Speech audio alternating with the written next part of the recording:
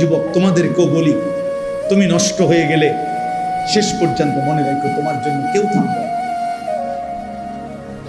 তোমার জন্য কেউ থামবে না। সূর্যও না, চন্দ্রও না, আলো বাতাস রোদ বৃষ্টি কেউ না, একটা মানুষও না, একটা মানুষও। এ দুনিয়া বড় স্বার্থপর, বড় স্বার্থপর। এরা মনে রাখবে না, এরা কোনোদিন বলবে না। এরা মনে রাখবে দুপুরবেলা জানাজা হইছে, আসরের পরে জানাজা হইছে, কানছে 2 ঘন্টা 4 ঘন্টা, ঝি পুত নাতি নাতনি স্ত্রী সন্তান। ওই দিনকেই এশার নামাজের পরে দেখা যাবে এরা সবাই পাশের বাড়ির থেকে ভাত তরকারি রান্না আনছে, এরা খানা খাইতেছে।